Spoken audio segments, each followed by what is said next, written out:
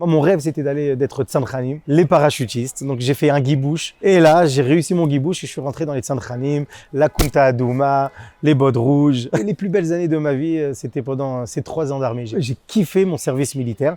Et la hargasha ishit que j'avais, c'est quand on faisait des opérations ou des exercices avec les hélicoptères, les armes, machin, etc. J'avais ce sentiment de faire partie de l'armée de David Amelech.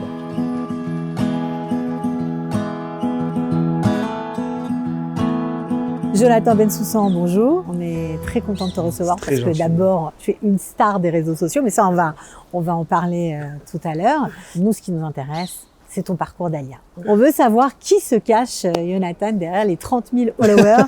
Alors, on va commencer tout simplement. Tu as fait ton Alia, pourtant tu es israélien. Mes parents, déjà dans les années 80, en 1984, quelque chose comme ça, ils ont fait une première Alia en Israël. Donc en fait, mes parents, c'est des Baalei Teshuvah. Donc lorsqu'ils se sont renforcés dans la religion, ils ont décidé de venir en Israël.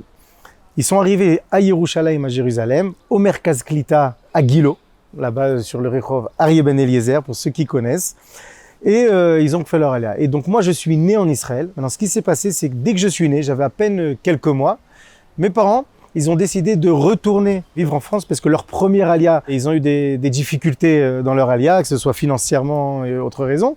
Ils ont décidé de retourner en France. Donc j'ai grandi en France, tout à fait. Quand mes parents ils sont retournés en France, ils sont arrivés dans une ville qui s'appelait Aix-les-Bains. Donc c'était une ville, pour ceux qui connaissent, une ville magnifique. Donc j'ai grandi là-bas. C'était à l'époque du Rosh Yeshiva d'Aix-les-Bains. Rafrakin Zifrono Livracha. Et j'ai eu la chance qu'il me fasse la coupe de cheveux à l'âge de 3 ans. Donc j'ai grandi à Aix-les-Bains jusqu'à presque mes 12 ans, comme ça. Et après d'Aix-les-Bains, on est parti au Rincy, qui est une banlieue parisienne, où là-bas aussi, il y a une énorme communauté. Donc très religieuse. Très religieuse, voilà. Donc du coup, j'ai grandi dans une famille assez religieuse. C'était Aix-les-Bains, le Rincy. Donc le Rincy, j'ai commencé à faire l'école Merkaz Torah. Et c'est pas la seule école que j'ai fait d'ailleurs. Voilà, comme le parcours habituel de beaucoup de jeunes, plusieurs écoles à Paris. Tu t'es fait virer à chaque fois? Soukchel, on va dire ça comme ça. J'ai fait Merkaz Torah, j'ai fait Sinaï à Belleville-Montant, j'ai fait l'Or, je suis pas resté grand-chose. J'ai fait une école laïque aussi, je me rappelle, à Créteil. C'était une école, je me rappelle, en alternance, parce que bon, moi et l'école, c'était pas ça. Moi, les études, c'était pas ça. Alors, je me rappelle, le laïc, c'était une école, c'était 1 semaine à l'école, 2 semaines au travail. C'était vente action commerciale. Bien évidemment, c'était chez les oncles qu'ils avaient des magasins au Sentier à Paris. Donc, du coup, j'ai fait, bon, écoutez, les amis, moi, je reste au Sentier, laissez-moi travailler, arrêtez-moi l'école. Quand tu étais au Sentier, tu pensais déjà à aller en Israël? Parce qu'après tout, tu aurais pu avoir un avenir tout tracé à Paris. Alors, déjà, le sionisme et tout, c'était quelque chose de très, très fort. Donc, j'ai grandi avec cet amour pour Israël qui était, qui est un énorme amour, on peut pas le décrire. Et ce qui s'est passé en fait réellement, c'est que bon déjà j'avais mon grand frère qui lui est venu en Israël avant moi. Donc il avait fait, donc on venait assez souvent pendant les vacances d'été, les fêtes, etc. On venait en Israël. Et en fait il y a un événement qui s'est passé pendant que j'étais à l'école, je me rappelle d'Afka au début quand j'étais à Merkaz Torah, il y a eu un attentat qui m'a énormément marqué. C'était un attentat je crois que c'était en 2004, je sais pas exactement la date exacte, mais c'était un événement qui m'a beaucoup touché, c'était le lynch des Shalosh Chayalim à Ramallah. Voilà. Donc en fait, comment ça s'est passé, je m'en rappelle, j'étais à l'école, on est rentré le soir, on avait vu les informations, et là, chaque fois que je raconte cette histoire, j'ai la chair de poule, parce que c'est vraiment un événement dans ma vie qui m'a beaucoup marqué. Et en fait, je me vois aujourd'hui regarder ces informations, et je vois ce qui s'est passé. Il y a eu deux soldats qui ont été tués, lynchés en direct. C'était vraiment une catastrophe. Et là, je regarde ça en étant jeune et je dis à mes parents, écoute, papa, maman, c'est très simple. Moi, je peux pas rester là à regarder comme ça les informations et à ne rien faire. Je veux faire partie de ceux derrière l'écran. Je veux faire mon alia. Je veux aller en Israël. Je veux faire mon armée, machin, etc. J'étais jeune. Mes parents m'ont dit, bon, ok. Les années sont passées. Donc moi et l'école, c'était pas ça. Maintenant, mon père, à cette époque-là, il avait une boucherie, c'était un boucher, il avait une boucherie cachère au Rincy. Et mon père, il me disait, écoute Yoni, voilà, l'école, c'est pas ça, viens, je t'apprends un métier, je t'apprends le métier de boucher, tu vas réussir ta vie, l'affaire, elle est à toi, machin, etc. Alors, j'ai commencé, bien évidemment, à travailler quelques années chez mon père, c'était pas trop ça. Donc, quand on était venu pour les vacances en Israël, j'ai dit à mes parents, c'est simple, je retourne pas en France, moi je veux rester en Israël. Laissez-moi tranquille. Les pauvres mes parents, je les ai rendus fous. Alors, ils ont vu que j'étais très sérieux. Donc, ils ont commencé à me chercher une mechina en Israël, voir quel parcours, de quelle façon je peux venir faire mon alia. Donc, ils ont trouvé une mechina qui faisait pour les jeunes Français qui voulaient faire leur alia à Kiryat Arba. Donc, je me suis inscrit dans cette mechina. On est retourné en France, j'ai préparé, très content, etc. Et j'ai pris l'avion tout seul. C'est-à-dire, j'étais en train de réaliser mon rêve. Mes parents, les pauvres, ils n'avaient plus de choix. Ils m'ont dit, bon, allez, vas-y. D'accord. Ils m'ont trouvé la mechina, donc ils étaient tranquilles. Mon frère, il était en Israël. J'ai pris l'avion, descendu de l'aéroport et je suis arrivé directement à Kiryat Arba. Kiryat Arba, pas choc. J'étais jeune, j'étais tout excité. Là-bas, il y avait une mechina pour les jeunes qui voulaient faire leur allié, donc avec un ulpan, avec un peu la connaissance du pays, etc. Donc même la mechina, ça a duré quelques mois. Tout ce qui est misguérette, c'était pas trop ça. Donc après, j'ai fini, comme beaucoup de jeunes, par trouver des colocataires en Israël, à Jérusalem, bien évidemment. Je me suis mis à louer un appartement et à faire plusieurs travaux à droite à gauche. J'ai travaillé chez Franck Delight, comme beaucoup de Français qui arrivent en Israël, qui font les réceptions avec Franck. Donc voilà, j'ai travaillé chez lui en tant que serveur. J'ai travaillé dans des magasins de glace. J'ai fait vraiment un peu de tout. Après, il y a même une période où je suis parti travailler dans les hôtels à Eilat, avant l'armée. Je faisais serveur à Eilat, dans l'hôtel Méridien, je m'en rappelle à l'époque. Qu'est-ce que tu gardes comme souvenir de cette période? En fait, c'était un peu la folie parce que voilà, tu laisses tout en France, tu viens, tu es seul en Israël, tu es avec des copains, tu loues un appartement, tu es livré à toi-même. Et Baruch Hashem, les choses avec beaucoup d'ashgacha, les choses elles ont avancé jusqu'à que il est arrivé le temps de faire l'armée. Donc moi, comme j'étais né en Israël et que je suis venu avant mes 18 ans, j'étais obligé de faire mes 3 ans d'armée. Moi, c'était mon rêve de toutes les façons. Je suis rentré à l'armée en décembre 2005 à Mirvalon. 3 mois. C'est à l'armée. C'est pour les Olim Khadashim. Alors, ils t'apprennent la langue avec un ulpan et tu découvres un peu ce que c'est l'armée, etc. Et après, de Mirvalon, après 3 mois, tu vas là où tu en veux. Moi, mon rêve, c'était d'être Tzanchanim, les parachutistes. Donc, j'ai fait un guibouche. Et là, j'ai réussi mon guibouche et je suis rentré dans les Tzanchanim, la Kunta Adouma, les bottes rouges. Et les plus belles années de ma vie, c'était pendant ces 3 ans d'armée. J'ai fait mes 3 ans. J'ai kiffé mon service militaire. Et la Argacha Ishit que j'avais moi personnellement, c'est quand on faisait des miftsaïm. On sait dire des miftsaïm, c'est des opérations ou des exercices avec les hélicoptères, les armes, machin, etc. J'avais ce sentiment béhémeth comme ça de faire partie de l'armée de David Ameller. Je me suis dit, oh là là, c'est extraordinaire. Je suis en Israël, je suis dans Tzahal, Magen Alam, Israël, etc. Il y avait vraiment une grande hitla-avout. Et j'ai eu un super service. J'ai sauté en parachute, j'ai fait parachutiste, j'étais dans la marleket des Chabala, spécialiste dans les explosifs. Moi, j'étais Khayal Boded. Donc, il faut savoir aussi que quand tu fais ton alia et que tu viens sans tes parents, l'armée, elle t'aide énormément. Elle est à tes petits soins, elle te donne des journées de congé quand tu as besoin. Elle fait attention à ce que si tu as tout dans l'appartement que tu loues avec tes colocataires, machin, etc. Donc vraiment, c'est l'armée en elle-même, ça devient ta famille.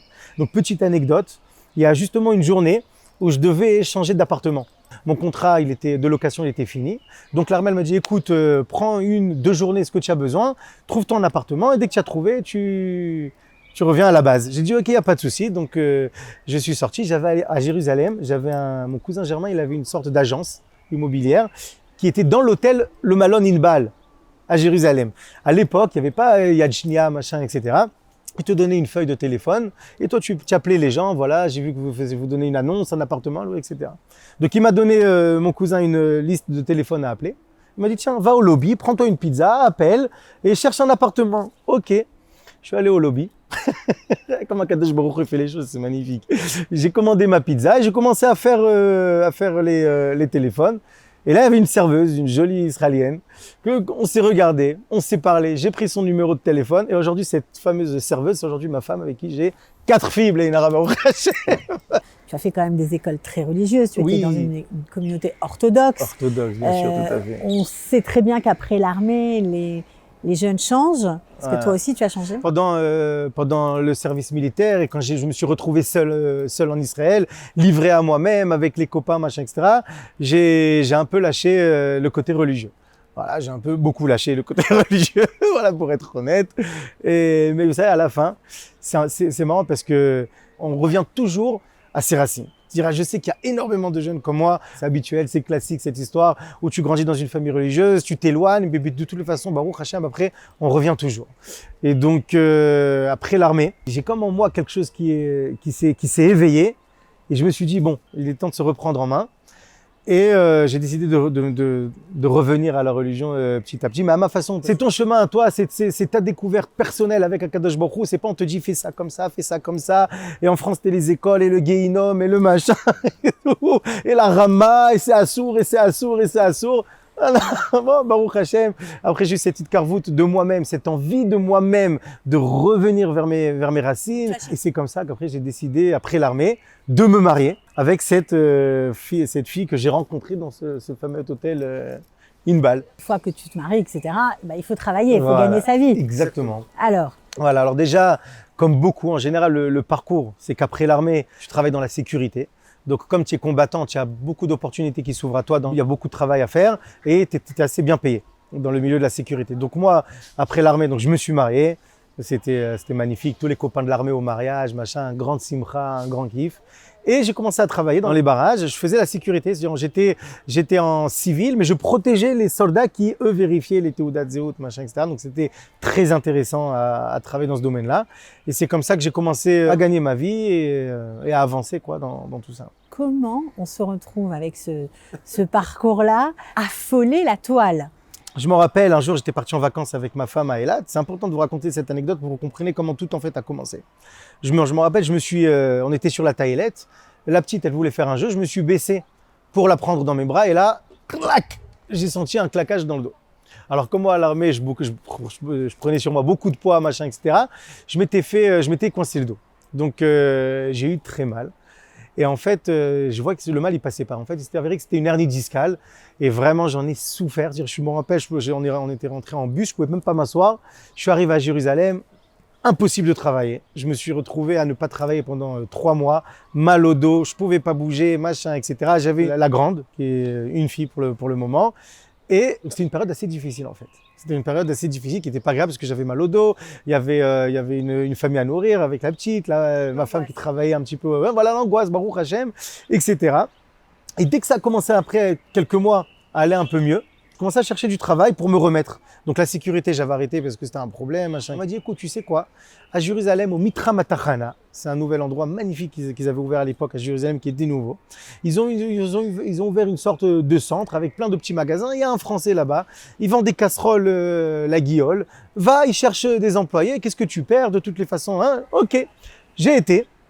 Il s'appelait Rudy Seban, j'ai travaillé chez lui en tant qu'employé dans la vente d'ustensiles de cuisine. Je me suis découvert dans la vente. J'étais là, beaucoup de gens venaient voir ce centre à Jérusalem et je commençais à vendre une casserole et 2 casseroles. Et petit à petit, je voyais que les gens ils partaient avec 10 casseroles. Faut dire que tu étais très sympathique, extrêmement bon vendeur. Donc on a fait avec beaucoup de simra. J'ai commencé à kiffer de faire ce que je fais dans la vente. Et Baruch Hashem, j'ai commencé à grandir dans ce milieu-là. Après quelques années où j'ai commencé à connaître le milieu, à voir de quoi j'étais capable, parce que vraiment j'ai vu que j'avais beaucoup de capacités dans ce domaine-là, etc. J'ai décidé de me lancer à mon compte. Voilà, j'ai ouvert ma société qui s'appelle aujourd'hui Koukaz. J'avais pas de magasin, je faisais les marchés. C'est-à-dire les marchés, les stands, les comités d'entreprise. C'est-à-dire tous les jours, avec ma voiture, je tournais dans tout le pays, jusqu'à aujourd'hui d'ailleurs, c'est ce que je fais. Je tourne de partout avec ma camionnette, mes tables pliantes, je mets ma marchandise et je vends comme ça. Maintenant, c'est vrai qu'après quelques années où j'étais à mon compte, il y a eu la Corona. Voilà. Donc période pour quelqu'un qui a son compte qui est pas facile. Tu as des fournisseurs à payer, donc tu achètes la cam, tu donnes des chèques à 30 jours, à 60 jours. Voilà, tu achètes des choses et donc tu as un roulement, ce qu'on appelle. Maintenant, à partir du moment où il y avait le Corona, tout s'est arrêté. L'argent continue à sortir, rien qui rentrait. Donc c'était donc comme beaucoup de business en Israël, malgré les aides qu'on a reçues, moi dans mon domaine, comme c'était des stands, pendant très longtemps on n'avait pas où travailler. C'est-à-dire ils avaient fermé tous les comités d'entreprise, on pouvait plus aller, les gens ils travaillaient de chez eux, donc on ne pouvait plus aller nulle part faire les ventes. Les canonies pendant très longtemps ils ont été fermés, etc. Donc il y a une période assez longue en fait qui m'ont assez touché financièrement. Dans ma alia, pendant toutes ces dernières années, j'ai eu la chance énorme de m'approcher d'une personne qui s'appelle Avram Zagdou. Voilà. Donc c'est une personne à qui je me suis approché. On a une keila avec énormément d'amis autour de cette personne qui nous enseigne beaucoup tout ce qui est autour de la Emouna, de l'amour pour le Ham Israël, la joie de vivre, etc., etc. Et en fait, Et grâce à cette personne, elle a rentré à moi énormément de Emouna envers Akadosh Baruch Hu, énormément de simcha. Et donc, en fait, à chaque fois que j'avais des difficultés, il y a des fois où même dans le business en foi, il y a des fois où j'étais vraiment sur le point de fermer mon affaire. J'étais sur le point de déposer le bilan, comme on dit, voilà, les chevaux de Regev. Et j'avais été voir donc Abraham.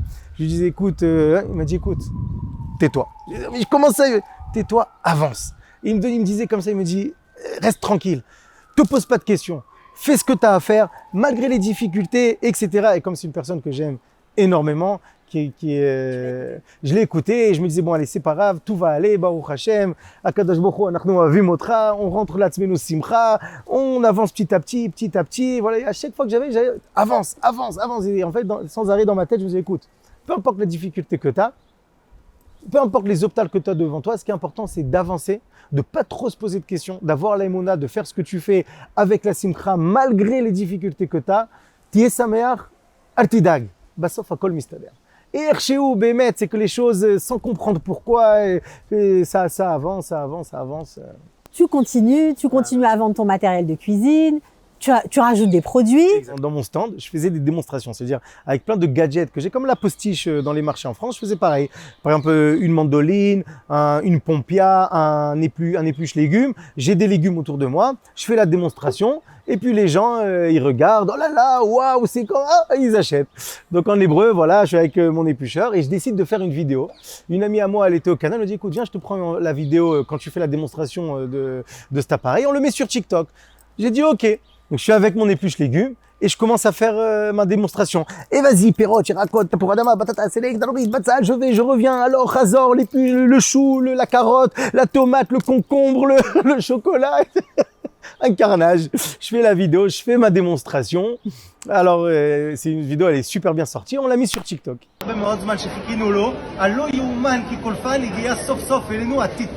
בואו תראו איזה יופי של דבר, כל פעם ראשון בין השתיים, מה שמיוחד בו לוקח למשל גזר ויוד להיקלף הלוך וחזור. יכול להיות פירות, ירקות, תפוח אדמה, בטטה, סלק, דלומית, בצל, בלי להתאמץ בכלל, גם כן בטטה, הלוך וחזור. עוד דבר שיודע לעשות את זה בצורה מושלמת, לוקח עגבניה רבותיי ומקלף עגבניה גם שהיא רכה, כמו ששום קולפן אחר בעולם לא יודע להיקלף בצורה מושלמת. מטבוחה שקשוקה, לא כולם אוהבים את החמיצות של הקליפה, עושה את זה, חבל על הזמן.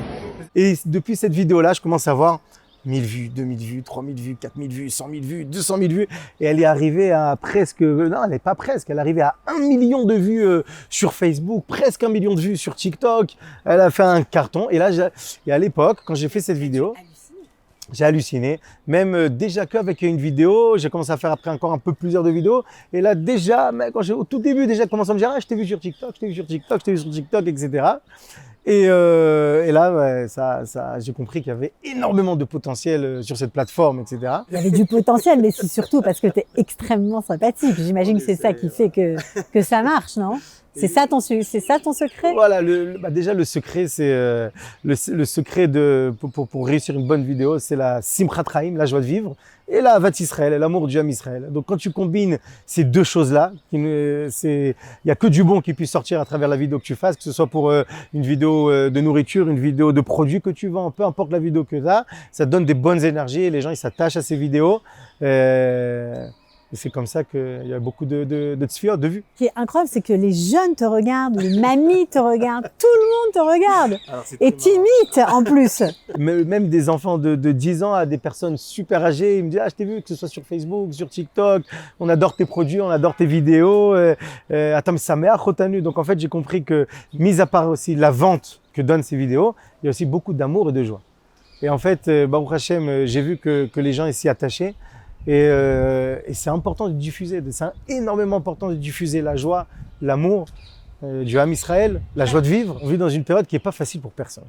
Avec tout ce qui se passe autour de nous, aujourd'hui tu allumes les télés, les informations, tu as la ramma, et machin, et la même chala, et les guerres, et les trucs, et les difficultés financières de tout le monde. Mais sauf au chef d'avar, la fin des choses, on est tous dans le même bateau, chacun avec son sac comme on dit. Mais c'est pas facile pour personne. Et le truc, c'est que, Baruch Hashem, moi j'ai eu la chance d'avoir connu cette personne, encore une fois, qui est Avraham, qui a rentré en moi cette Avat Israël, cette Simchat Chaim, que grâce à ça, grâce à ces vidéos, j'arrive à diffuser cette joie et cet amour aux autres. Et c'est important parce qu'aujourd'hui, les gens, ils ont soif de ce côté positif, ils ont soif de ce côté joyeux. Je reçois énormément de messages de gens qui me disent, écoute, mais sa mère, en hébreu, c'est, tu m'amènes de la joie, c'est un plaisir à te regarder. Et quand c'est 1, 2, 3, 4, 5 personnes et tu reçois beaucoup de messages, tu commences à comprendre, que là, il faut que tu ailles avec ça jusqu'au bout. Et c'est comme ça que ça te donne des cohortes, des forces de faire d'autres vidéos et d'amener de la joie, d'amener de l'amour. C'est facile de trouver, d'être heureux lorsque tout va bien, lorsque tu as de l'argent, lorsque ça va dans le travail, lorsque tout roule comme tu as envie. Mais quand ça va pas, là, c'est toute une autre histoire. C'est Dafka, lorsque tout va pas, que tu dois être heureux, que tu dois te rentrer en toi cette joie, cet amour, même quand tout va pas. Tiens, un pneu crevé, ne t'énerve pas, c'est pas grave, akol letova. Tismar, techayer, akol tov. Tiens, un minus, c'est pas grave, ça va aller. Il faut savoir être positif, parce que c'est le plus beau cadeau qu'on puisse donner à Kadosh Baruch Hu, c'est de lui montrer que même lorsqu'on a des épreuves, on arrive à garder cette joie de vivre et cet amour pour le Ham Israël et pour Akadosh Baruch Hu. D'être en Israël, c'est être main dans la main avec Akadosh Baruch Hu. Parce que c'est quand tu y crois, quand tu as cette émouna-là, tu vois comment les choses au final, comment tout s'arrange. Mais sauf au Shedavar, peu importe les difficultés que tu as pendant le cours de la vie, etc., tout s'arrange, tout va bien. Tu as choisi de vivre en Israël, mais tu as choisi aussi de vivre à Jérusalem. À Jérusalem. À Jérusalem, c'est déjà c'est la ville où je suis né. C'est la ville où je suis né. Et il y a quelque chose à Jérusalem que je ressens qui est spécial. Qui est spécial quand tu vas des fois au travail, tu vas du côté à Mamila, tu vois les chomot, tu as l'impression vraiment d'être à la première place. Voilà, tu as l'impression d'être à la première place. Il y a quelque chose de très très très rouhani à Yerushalayim. C'est quelque chose que tu peux pas expliquer avec des mots. C'est quelque chose beaucoup que tu ressens de l'intérieur. Il y a quelque chose de très fort à Yerushalayim. C'est comme ça que moi, personnellement, je ressens les choses. Même quand des fois, je fais des ventes dans tout le pays, je vais dans le sud, dans le nord, etc. Mais quand je rentre à Jérusalem, j'ai vraiment l'impression de rentrer chez moi à la maison, dans le cœur du monde. Il ne faut pas trop se poser de questions. Il faut faire déjà le premier pas. Il faut avoir cette force-là, cette émouna-là de dire « Allez, je me lance ». Et au final, on a tellement confiance à Hachem, on aime tellement Akadosh Baruch Hu qu'on sait que tout va aller. Et on prend la vie comme elle est et on avance. Comme il m'a toujours dit mon Rav Avraham, avance. À la fin, tout s'arrange. Tieh chazak, tieh sameach, ahavat Israël, simchat chaim. C'est la clé de la réussite pour tout.